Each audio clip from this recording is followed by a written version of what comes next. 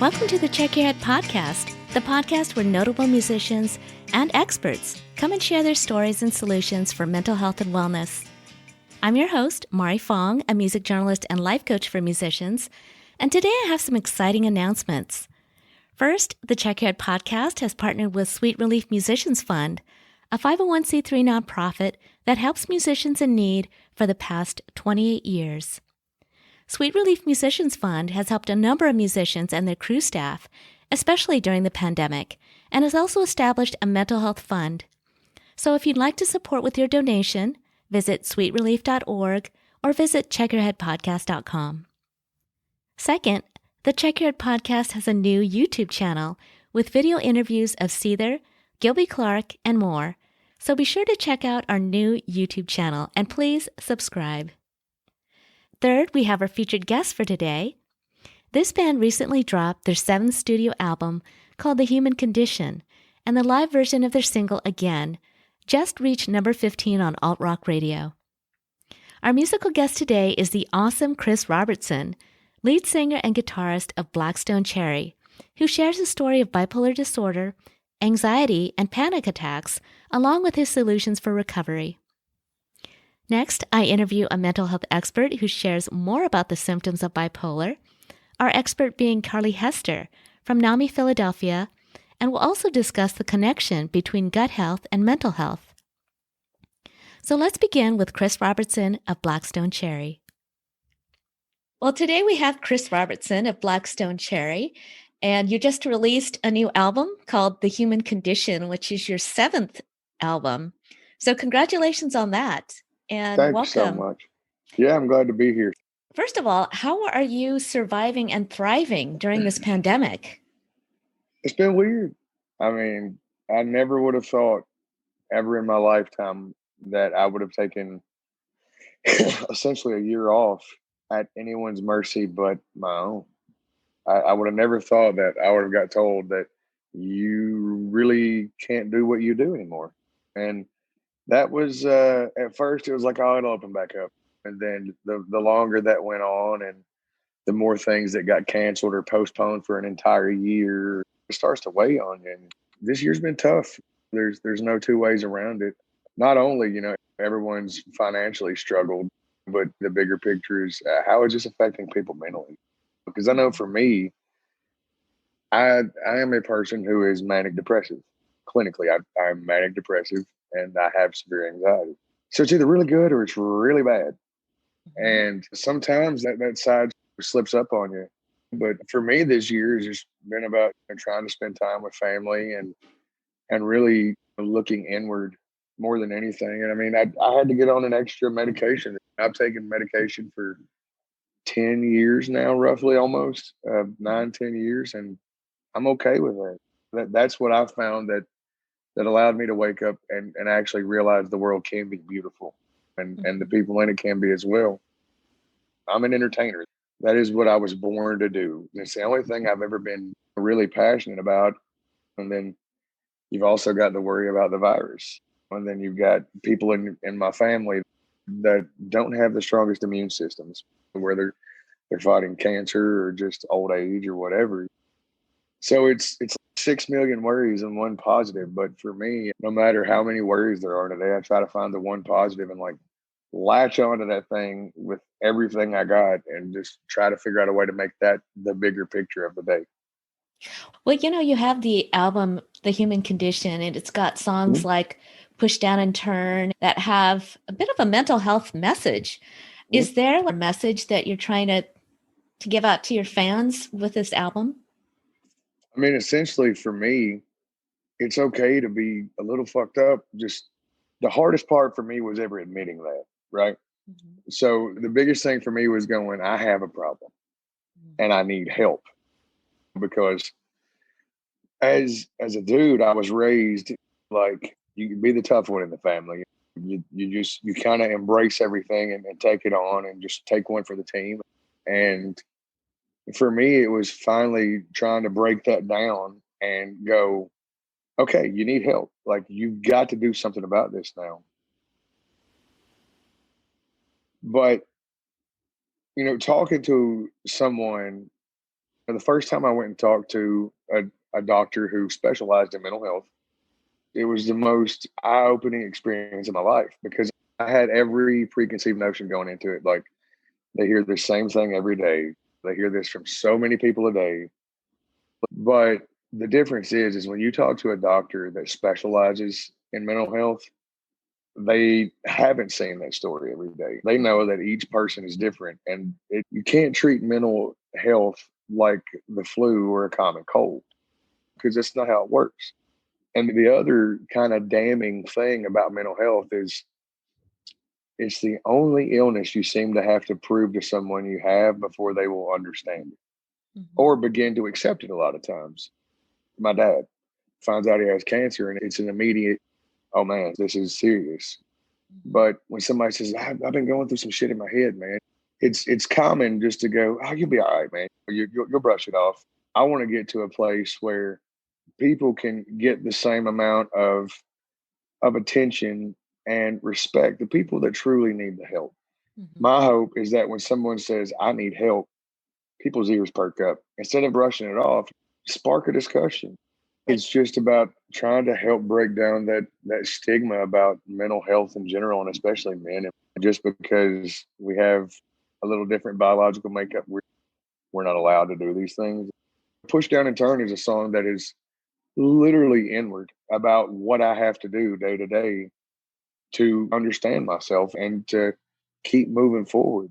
It's not easy. Mental health is the weirdest thing in the world because I have days where I'm the happiest dude on the planet. And then I have days where no matter what, the circumstances are, it's just impossible for me to get going. And those are the days that are hard because for somebody like me, I know when I am and when I'm not the best version of myself.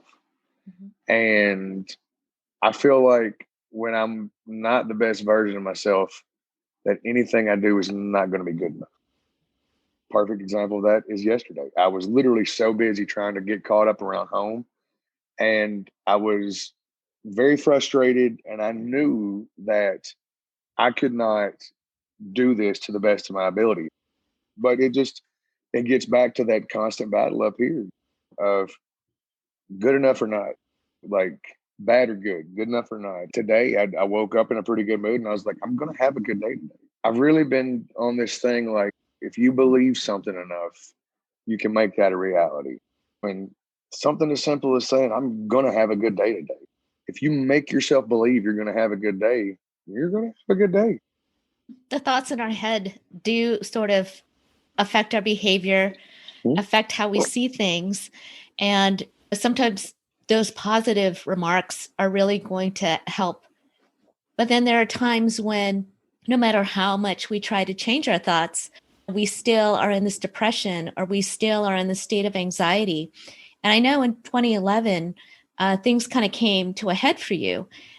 The suicidal thoughts turned into possible suicidal action. So can you tell me some of the feelings and some of the events that led up to that time? I think it was just letting things build up over the course of, let's see, I would have been 26, getting ready to be 27. And I think a lot of it was just stuff that through my childhood and then through school and then trying to work with record labels and just being turned away and told certain things. And I was always the kind of person that I would just let everything build up. I would just take it and just be like, whatever, dude. And I could blow it off in person, but then when I would go home, when I get alone, I would start like, damn it, man. What was it that person said? Like, what is it that I'm not good enough for them? Or why are my parents arguing because of me? Or is this my fault? Or things my fault? And I've always worried about stuff like that, so bad. But I always kept it to myself. And then finally, I just hit a point where I couldn't do it anymore. I just broke. You can only bend so much and take on so much weight until you fall down. And ultimately for me, I think it was I just carried so much weight on me of things that I could never let go of or things that I hadn't really processed yet. One thing you mentioned is being manic depressive. And a lot of people are familiar with depression, but the mania part, can you describe an incident or what it feels like when you're going through a manic period? If you ever look at a graph and you see the peaks and you see the valleys, right? So for me, it's weird. Like I have days where I'm climbing, right? I'm climbing up and I'm sliding down. I'm climbing up and I'm sliding down, right? Mm-hmm. Kind of like the old guy on The Price is Right, the guy climbing the avalanche or whatever. Kind of like him. I get it wrong and I slide back down. But then there are days where I can't get footing and I can't dig my fingers in enough. I can't scream enough to make the snow move. I can't do anything to get it going.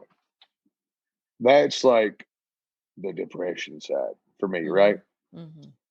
The other side of it is sometimes I get on like such just like a good day, like on such a high of the day that I'm just like I'm so wide open that I feel like I annoy the living hell out of everybody. Because I'm like, hey, let's do this, let's do this. I got a million ideas. I want to do this. And I'm in such a great space. And then the next morning I wake up and I'm like, I don't want to do any of that.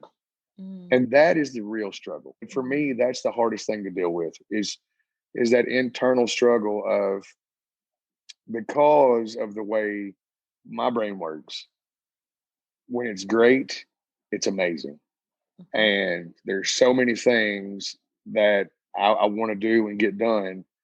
And I can plan these things, but then that next day, the switch can flip and it's completely different. And I immediately regret every decision I made the day before to do something. So that's the other side of it.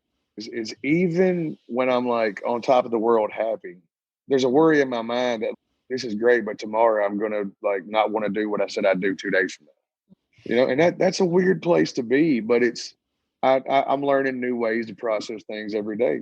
I mean that's the ultimate goal in life to me is to figure out how to become the absolute best version of me. That way I can hopefully help someone else do the same. I just wish more people took it seriously. That's why when I write my portion of the lyrics for the band, it's in a song like Push Down and Turn, that came from a photograph I had taken. Because I called the photo the circle of life. Because for me, that's what it is. Every morning I wake up, I get those bottles out and I take my medication and I'm going about my day. And I literally did it. You know what? Screw it. I'm going to post this and just say a few words about mental health. And it like blew up on my Instagram. And so many people reached out to me. And then there was one comment, you should write a song about this. So we did. We wrote Push Down and Turn. And it's funny, like the chorus says, once by mouth, 2 times a day, see you next month, same time, same place. About a month after we got out of the studio was when things started not getting any better in the world and things started not getting any better upstairs for me. And that was when I called my doctor and I ended up on a new medication. Once by mouth, 2 times a day. Funny thing for me, but I have to find the humor in things like that. People would look like, damn, I can't believe you have to do that. I'm like, it's funny to me. Like I wrote a song and then it happened. Like how can you not kind of giggle? Somebody like me, like when you've been as dark as I have, you have to find the humor in anything that you can, because all it takes is one little thing and you can go right back there in a heartbeat. Speaking out about emotions like sadness and grief and anger, even, why do you think it's so difficult for men, especially, to put those into words and to be able to express that to not only a therapist, but also to someone close, like a friend or a family member? I think it's that fear of looking inferior. Honestly, for me, that's what it always was. Like my mentality, I was always around tough dudes. Like my dad was a guy that worked in lumber yards, and my grandpa bricked houses and house foundations. Like they were men who did man work, and they were the foundation of the house. When everything hit the fan, that's who everybody gathered around. And for me, I wanted to be that so bad. And truthfully, to some degrees, I am that, but I will never be what was in my mind for that. Because to me, it was like, you got to be Superman. Well, the fact of the matter is even Superman has something that affects him, right? Mm-hmm. So nobody's bulletproof, but I think it's just the fear of being looked at as demasculated or as inferior. Because I remember clearly, I was sitting on my couch and I was rubbing my hair back and forth when I had hair, and I was crying so hard as silently as I could because my dad was there and I didn't want him to see me like that. And just looking at him saying, I'm sorry, because I didn't want him to see me like that.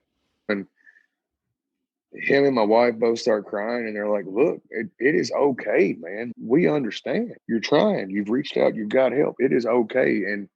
And once I finally heard my daddy say, honey, it's okay, let it out, like that that did something for me. Because me, he is Superman.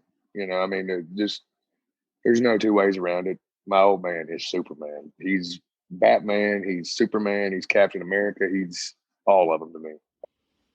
To hear that from someone that I admired so much, it was something that really changed me. Well, he definitely is Superman. I mean, the fact that his love for you has gone beyond any kind of image of what it is to be a man. And Mm-hmm. he's man enough to respect all parts of you, right? Mm-hmm. All the emotions that are within you. And he just wanted you to get better and to be happy. And I think every parent that is thinking about their child first is going to just want to see their children happy and to do whatever they need to do to help them. And that's why when we hear about musicians that do end up taking their own life, there's always that thought like, if I had only known, what could I have done? Because it really gets us in the heart, right? If there's anybody that we care about, even somebody who's a stranger that loses their life at such a dark time.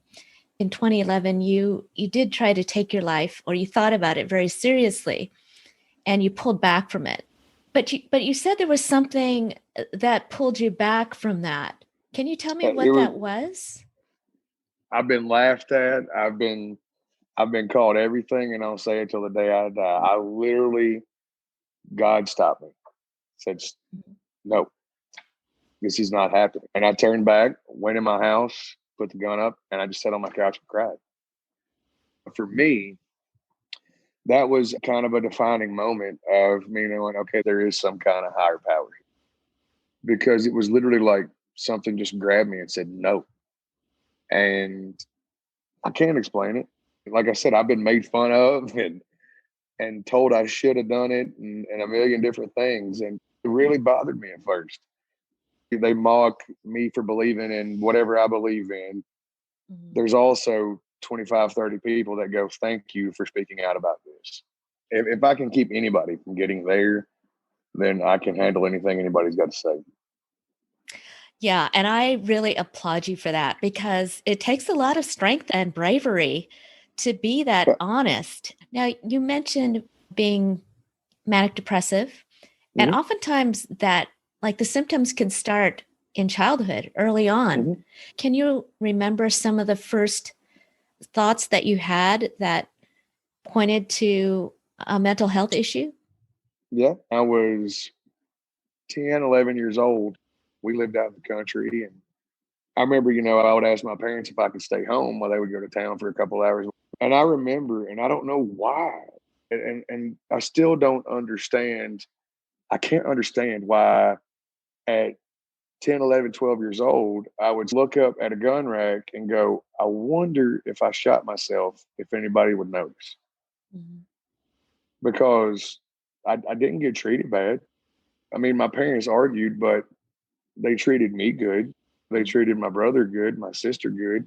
But I vividly remember sitting on the couch, looking up at that 22 rifle and going, I wonder if I did. I just wonder if people would even care. I'm glad you explained what it's like to be in a depression, because I think that depression, the thoughts can often lie to us.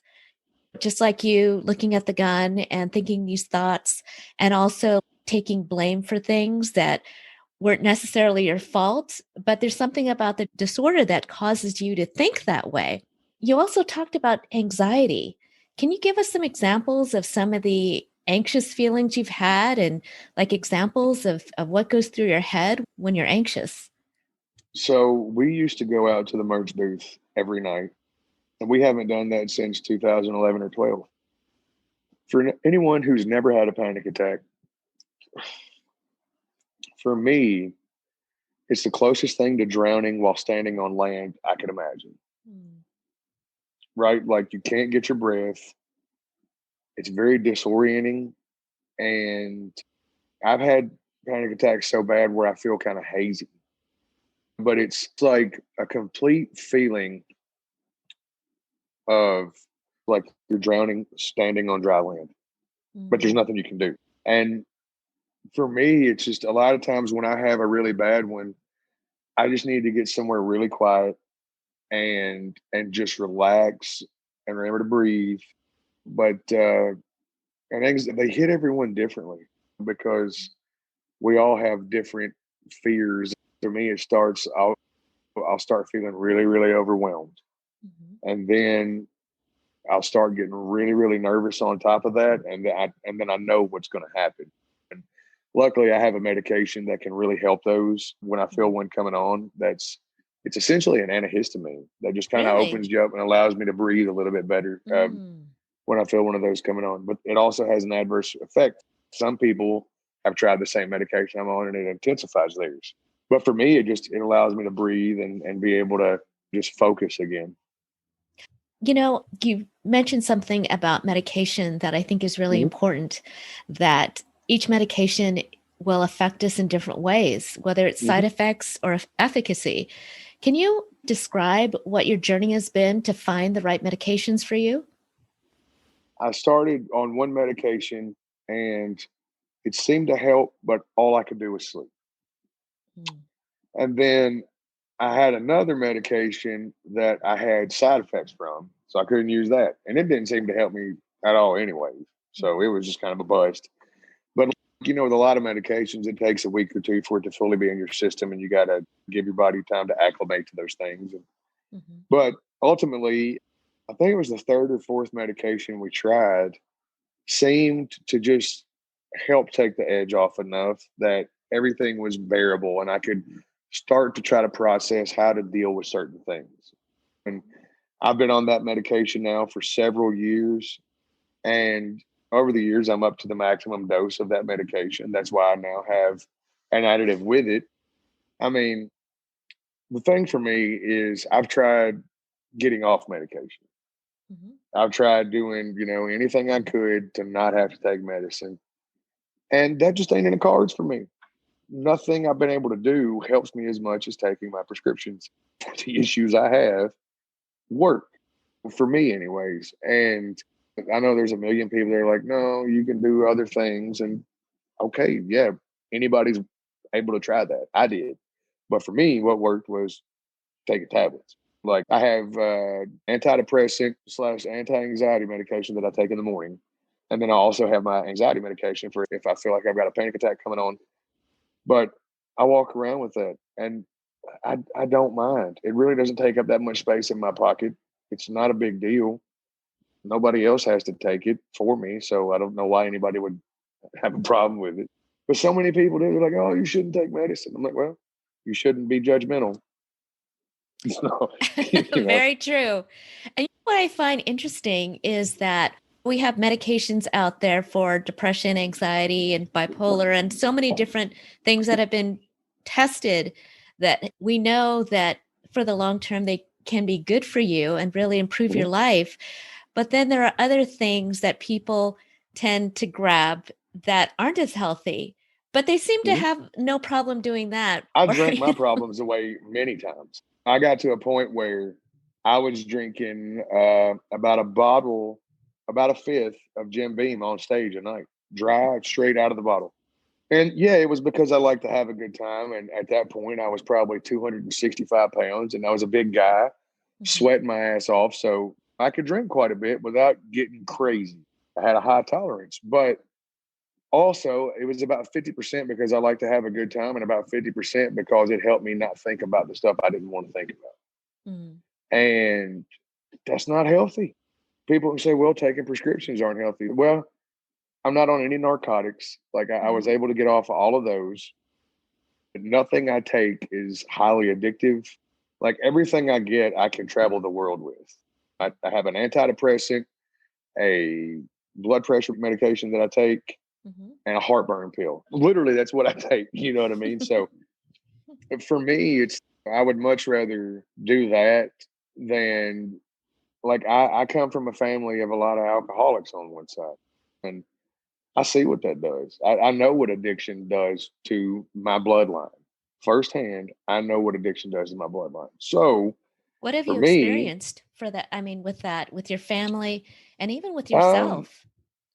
family. So for family members, I've got several on one side of my family that have had their struggles with alcohol their whole life and various drugs. For me, the alcohol never got to where like I had to have it every day. Like I could literally go 3 or 4 days. Like I wouldn't drink at home hardly ever. But we get on the road and play a show, I drink a bottle. Mm. Just one of those things.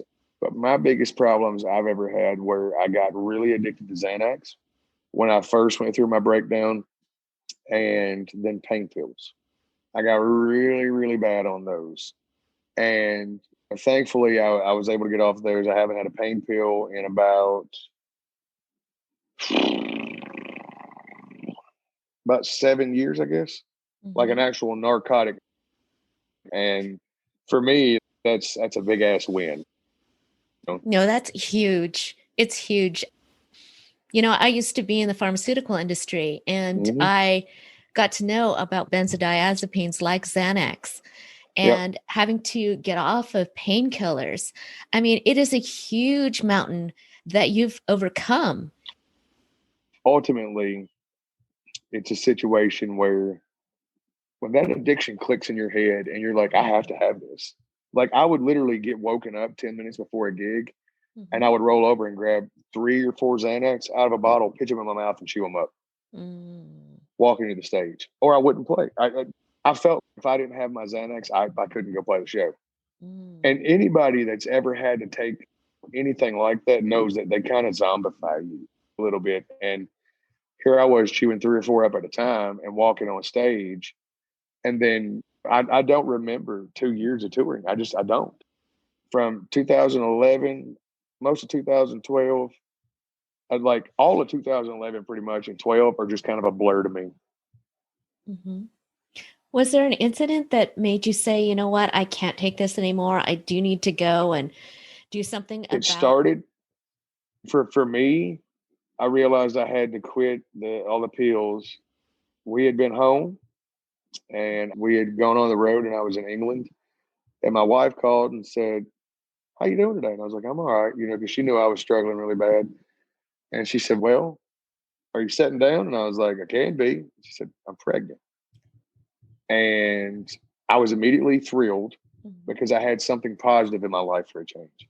Even though I was playing sold out concerts and I had all the pills I could need, like I was miserable, really. And when she told me that, I said right then, I was like, all right, I got to get off this shit. I cannot keep taking pills. I've seen what it does to families firsthand. I cannot keep taking pills. And I weaned myself off of them. And I will never look back at that stuff again. My kid means too much to me to take another one of those. Mm. That's great. I'm sure your life also changed after you were off those pills. Oh yeah. And I can only imagine things getting brighter. Don't get me wrong. It was a pain in the ass letting them go because to me that was a great thing. But I also knew that number one, this will eventually kill me. And number two, which was more important to me at the time than killing me, was I'm going to lose the only thing I really care about right now, which is my wife and our unborn child. If I can't get this together, she had never said that to me, but I completely felt that way and felt that I had to do something. Mm-hmm. Well, I'm glad that that incident was a happy moment and that it also helped Oh yeah, to improve your life in so many different ways. There was something that I read in an article, and there was a time when you said you hated playing music and that you needed to get high just to get on stage and play. Mm-hmm. What kind of led up to those feelings? That was just like the full blown midst of me having a nervous breakdown. I I had gone to the doctor and I'd explained everything. I didn't want to be playing music at that time, not because of Ben, John, Fred, or John, but because of me personally and because of all the things that we had had to go through to try to please record labels over the years. I was just over it. I was done with it. I never wanted to do it again. And I was also eating a lot of pills at that point. And when you're zombified, you don't want to do much of anything really. But I can't imagine. It's hard to take myself back and even imagine the thoughts in my brain to not want to play music. Because these days, that's a lot of what keeps me going. Is me and my guitar. I can't help it. It's a part of who I am. Mm-hmm. Yeah, and it brings so much joy to everyone who listens to it as well as you, right? Music is such an expressive outlet, and it's the one time that I feel like I can say anything, and the music is kind of a shield, really, especially with a song like "Push Down and Turn" and "When Angels Learn to Fly," because those are two songs that are very, very close to me. You can take every possession I own, you can strip me of everything to where I have nothing, but I still have my emotions and I still have my perception and my feelings. I think if we could all just get to a more human level where we put emotion, feeling, and our own perception of each other, the way we want people to look at us and treat us. Ever since I went through my thing and I found God and I was out here looking up at the stars out here at our house one night, because I live in the middle of nowhere, Kentucky. You can look up just stars as far as you can see. And I realized in that moment that you have to take life seriously, but you can't take it so seriously that you forget to live it. Mm-hmm. And for me, bad days are bad days, good days are great days. But the goal is to get it to where the bad days are all right days. All right's a hell of a lot better than where I used to be. Mm-hmm. And when you've got three dudes in a band where you are as tight as we all are and have been together, you really feel like you can let your guard down because they've got it for you and say anything you want to. Mm-hmm. And to me, that's just amazing. Well, I think anyone that you can be completely honest and feel comfortable being who you really are is going to feel good. You've also talked about therapy Mhm. in the past and what it's brought to your life. Can you tell us some of the benefits that you've received just going to therapy? I had a friend recently that was talking about it, and they're like, I just don't know if I could talk to somebody that I don't know. And I Mm-hmm. said, just put this in your Rolodex and think about it. I said, if you tell me all your issues, I've got a preconceived notion because I know your life. To where you go to a complete stranger who is specialized in studying the human brain and the way it works in correlation to health, and they don't know your family history about you and your dog. They don't know about your relationship with your kids, your wife, your husband. They don't know all these things. They are literally listening to a person they've never met, explain to them why, number one, they feel the way they do. Because when you finally go, okay, I'm willing to go talk to somebody I never met in my life about things inside my head, that's a huge step. And I can commend anyone who takes that because it's not easy. You know, even after my appointment was booked, I was so nervous about it. But I can also say that talking with the doctor that I talked to did just as much for me as about anything on the planet. Because to talk to someone and have them to go, okay, I understand, and I think I understand why some of these things may be, happening. We're going to try this, see if we can help, and they don't judge you at all. Like you don't have to worry about are they going to say this, are they going to say that. Number one, patient doctor confidentiality forbids it, and number two, who gives a shit if he does go home Or if he looks at one of his friends and goes, dude, that last guy, if I went into the doctor and he did something that truly helped me, and he walked into one of his colleagues like, damn, that last guy, man, but he did something that helped me, I don't care. Because at the end of the day, he still did his job. And he did an act for me and listened to me enough to help me. I don't care. Like I said, dude, I've been made fun of by the world over 13 times. There is nothing that anybody on this planet can say that I haven't thought that or worse about myself at this point. I'll be open and honest and outspoken about mental health and how people should pay more attention until they put me in the ground. Because had someone said that, had I been able to turn on, had YouTube been a thing, or Instagram, or even podcasting back then, and I could have turned it on and saw people that I dug their music talking about the things that me and you were talking about, it would have changed my life. Mm-hmm. So thank you for having me on to talk. I sincerely appreciate that. And I hope what I said made sense.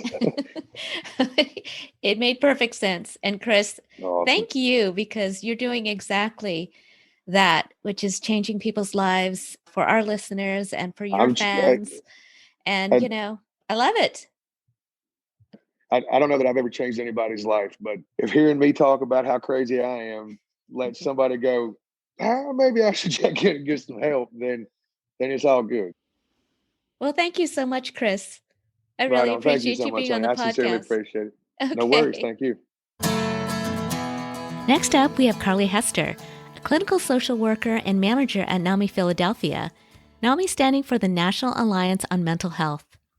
Carly talks about the symptoms of bipolar, the correlation between gut health and mental health, and the mental health resources you can find online at NAMI.org and at a local chapter near you. Hi, Carly. We just talked with Chris Robertson of Blackstone Cherry, and he described symptoms of bipolar disorder. And I was wondering, can you give us some basics on bipolar and some of the symptoms to look out for? Folks may know it otherwise as manic depression or manic depressive disorder, but bipolar disorder is a very serious mental illness. And it is a disorder that is characterized by extreme changes in mood. So from mania to depression. However, between those mood episodes, a person living with bipolar disorder, they will experience or may experience normal mood. Okay. How long do the shifts normally last? I'm just kind of curious about that. Yeah, so with each individual, it can be a different experience. So there are two different types of bipolar disorder. There's bipolar 1, and then there's bipolar 2. Bipolar 1, that involves episodes of severe mania and often depression as well. And typically with bipolar 1, these manic episodes last for at least 7 days. And often manic episodes are more severe, they're longer. They may even experience psychosis. And oftentimes that individual needs immediate crisis intervention or immediate hospital care. And the depression episodes for folks living with bipolar 1, they can typically last at least 2 weeks or longer. But with bipolar 2 disorder, it involves less severe forms of mania. So the mania isn't lasting as long. It's not as severe. There's no psychosis involved. It's also described as hypomania. So it's a little less severe than those living with bipolar 1. Thank you so much for clarifying that. You're welcome. Because I myself am learning more about bipolar. And a lot of musicians are speaking out now. Demi Lovato is one that has been speaking out quite a bit. We have Pete Wentz of Fall Out Boy. We have Ray Davies of the Kinks, Scott Stapp of Creed. These are all musicians that are speaking out, having signs and behaviors of bipolar disorder. So there's been more talk about the correlation between gut health and mental health. I was wondering, what are your thoughts on this? Yes, I think there's such a correlation between gut health and mental health. And it's because we have beneficial bacteria within our guts. And When that is weakened or when there's damage within our gut due to stress, the integrity of our gut lining can be compromised. And it makes us more susceptible to exhaustion, deficiencies, different forms of depression and anxiety. And actually, I read the vast majority of serotonin, which is like the happy stuff that's in our brain that makes us feel good, is in our gut. And that serotonin is produced there and it travels through the body to our brain.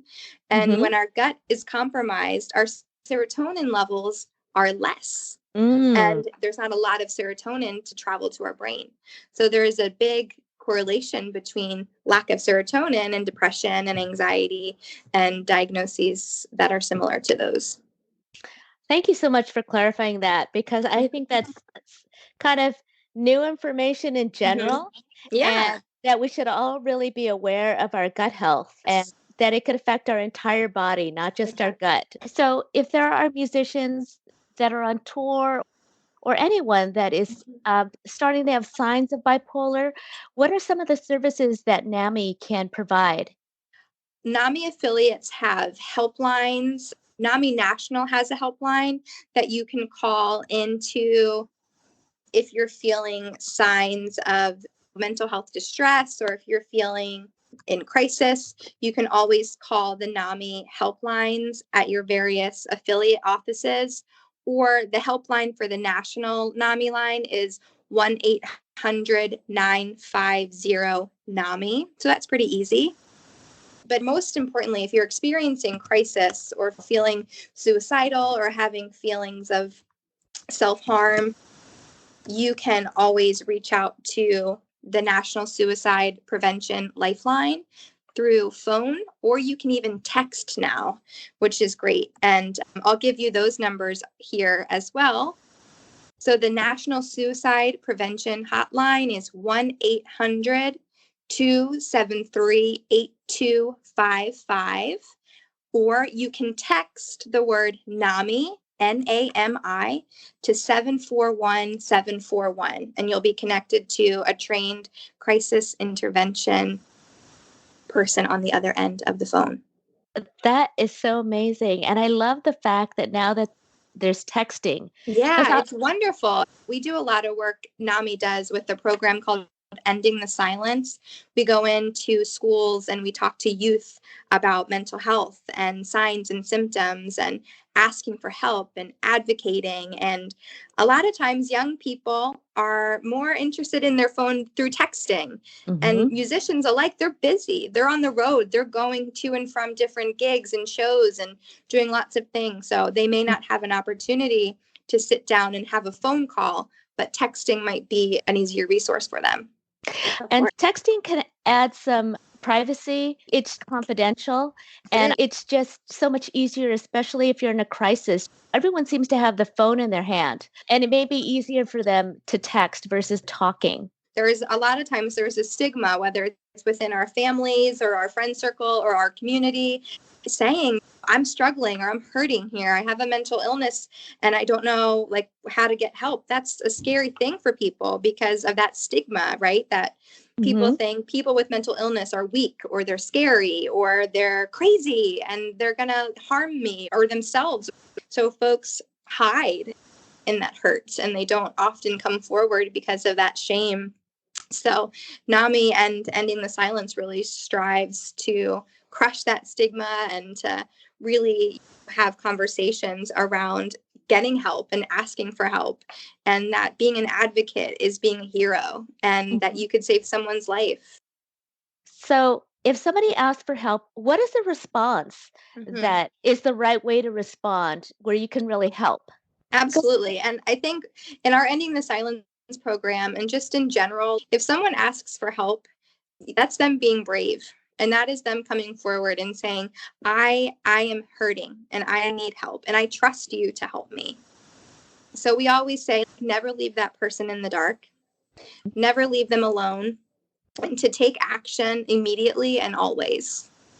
Never think that someone is joking or kidding or that it's a phase or that they're being dramatic. We always want to take someone asking for help seriously. And it's also empowering to ask that person, what can I do to help you? What kind of help are you looking for? And to listen to that friend and to just be with them and sit with them and just allow them to lean on you in a way that is comfortable for them, but to never give up on them, and to give them resources as the lifeline number that I mentioned and the text line number, and just simply being a friend can really go far. Yeah, so NAMI.org is the website for our NAMI national office. And on that website, you can get connected to your local NAMI affiliate that is in your city or your county. You can also get tons of information on there around specific diagnoses and advocacy opportunities and various classes and support groups that your local affiliate may offer. There's also online classes that you can participate in. For example, if you're a parent or a loved one of a young person living with mental illness, there's a course called NAMI Basics where you'll learn the ins and outs of mental illness and different symptoms and things of that nature that your young person in your life might be experiencing. There's also support groups that you can find through your own local affiliate. So here in Philadelphia, we operate support groups for people living with mental illness all throughout the month. And they're free. All of NAMI services are free, regardless of insurance, regardless of socioeconomic status. All of our services are free. So if you're looking for a support group, contact your local NAMI office and say, hey, I'm someone living with mental illness, and I was wondering if you had any support groups for me. There are also support groups for loved ones, for parents, caregivers, partners of someone living with mental illness that NAMI provides as well. So we have tons and tons of stuff. Like I said, from support to advocacy to education, NAMI is here for you to love and support what you're going through. Oh my gosh, you guys are so amazing. And let me tell you something. The support groups, when people are going through whatever mental health challenge, they feel alone, even though they're surrounded by people that love them. Yes. And there's such a lack of understanding. So I know that when you go to a support group and you hear other people, it's a huge relief. It's just the beginning of healing. And it's so important for families to understand what's going on, to get better insight so that they could help not only their loved one, but also themselves. Yeah, because it really affects everyone around them. Mental illness, it's a family thing. It's not just affecting that individual that's living with mental illness. It's in fact affecting their circles. And we want to love and support their circles as well. Well, Carly, you are great. Thank you. You're great. Every day, you all are making a difference. We've seen it and we've lived it and we breathe it every day. So it's a powerful place to be. It's a powerful organization to be a part of, just to see people thrive and live their best life and be true mental health warriors. Awesome. Mm-hmm. You are my NAMI superhero. Oh, thank you. Well, we are grateful. A big thank you to Chris Robertson of Blackstone Cherry and Carly Hester of NAMI Philadelphia. We'll be closing the episode with Blackstone Cherry's single, Again, so stay tuned for that. For more information on Blackstone Cherry and to purchase their album, The Human Condition, visit blackstonecherry.com and find them on social media at Blackstone Cherry and at Blackstone Cherry Official. For more information on NAMI and NAMI Philly, visit NAMI.org, that's NAMI.org, and NAMIPhilly.org. So until next time, be brave, ask for help, and be persistent in finding the mental help that you need.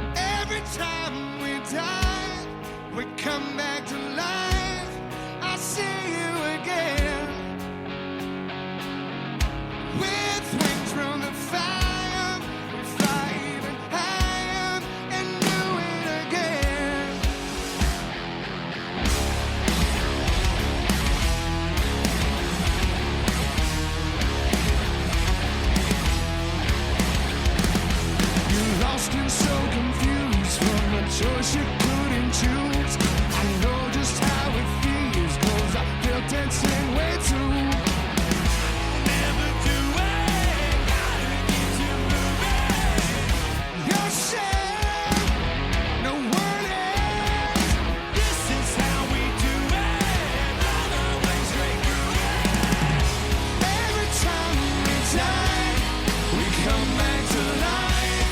I'll see you again.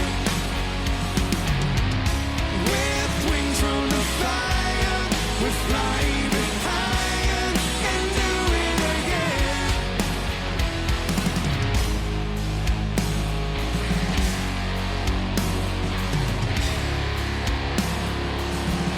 Every time that we die, don't you know, yeah, from the ashes we will rise. We will rise together, love, again, again, again, again.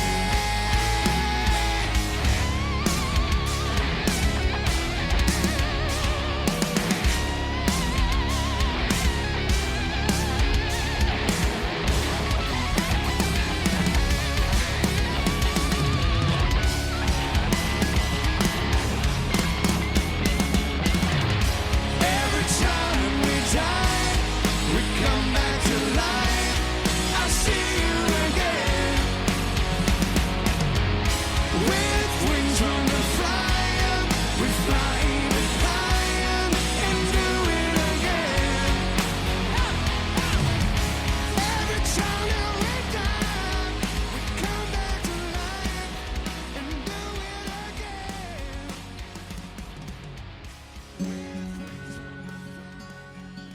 Check Your Head podcast is kindly supported and partnered with Sweet Relief Musicians Fund, DBSA San Gabriel Valley, Earshot Media, and Lemon Tree Studios in Los Angeles. Visit checkyourheadpodcast.com, where we have over 100 solutions for mental health. Be our friends on social media at Check Your Head Podcast. Watch us on YouTube and support us with a kind donation on checkyourheadpodcast.com. Check Your Head Podcast is sponsored by a 501c3 nonprofit, with all donations being tax deductible. Thank you for your support, and thank you for listening.